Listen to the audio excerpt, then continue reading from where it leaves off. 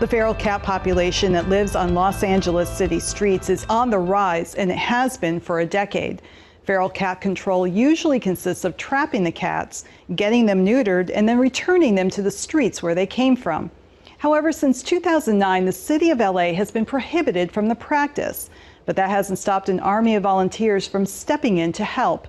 We went along to see what they're doing to save cats' lives and keep feral cat population in check. We're here for the animals that are on the street, which is really the root of the problem in our shelters. Specifically, the problem of too many feral cats.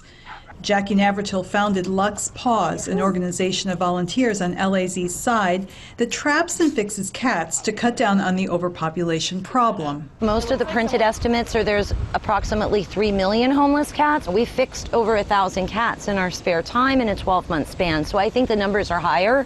The number of feral cats has exploded since 2009 when a variety of bird wildlife groups launched a lawsuit saying they don't want neutered cats released back into neighborhoods because they hunt birds.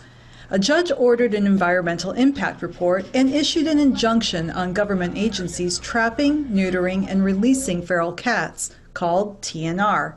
Meanwhile, intact cats keep having litters. In fact, a single cat can give birth to 100 kittens in her lifetime, and many of those cats will be put to death in shelters. Because the city can't, because of the injunction, cannot, trap and fix cats like other cities across the country are doing and having amazing success, we have a responsibility to do it. Navratil takes us to an East LA location where she and volunteer Laura Lampley will try to trap cats, neuter them the next day, and then release them in the same location. The traps look menacing, but they're not. They design it so that the food is in the back, the cat's lured in by hunger to the back, and once they hit that trip plate, it goes off. They can't get caught. Their tail's not going to get caught if the food is all the way in the back and the cat's in the trap. Once they cover the traps with newspapers and spread some tasty food, it's off to the fence where the traps are set. And now the waiting begins. There we go. Until it's caught. It's okay, buddy. It's okay. The second cat is trapped. Now it's time to leave some food for the remaining cats and move on to another location to meet more volunteers and trap more cats. Thanks to the injunction, getting the cats neutered is not easy. The only clinic in the city of Los Angeles that's open to every cat from the street is Fix Nation. And again, LA is a huge city. There are people trapping that are driving hours just to bring 2 and 3 cats to get fixed.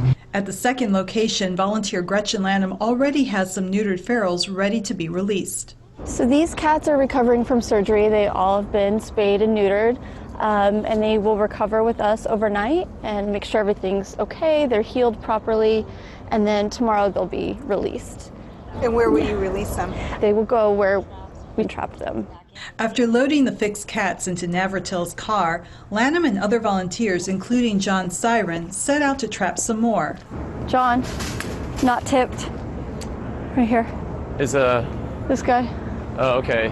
Tipping is the universal sign to indicate a cat has already been neutered. The ears of the cat they spot are intact, so it's time to go to work. Lining the cage, adding some food, and waiting. We'll have nights where we're out there for 2 hours and not catch a single cat. When they finally trap one, it's a cat that's very familiar, with a telltale tipped ear. This is one that we've already caught, so I'm going to let this one out. Lanham and Siren wait a while longer to trap a new cat before they call it a night. Once you get involved in this, you realize it's like there's no end to it. And it's a lot of effort to do that. So I'm hoping that the education really is the thing that drives this movement. The city expects to have the environmental impact report completed this summer in an effort to finally reinstate its feral cat program. We wanted to know why it will have taken the city a decade to complete it, but no one got back to us. When In Focus returns, we talk to people in the know about the responsibilities of owning a pet.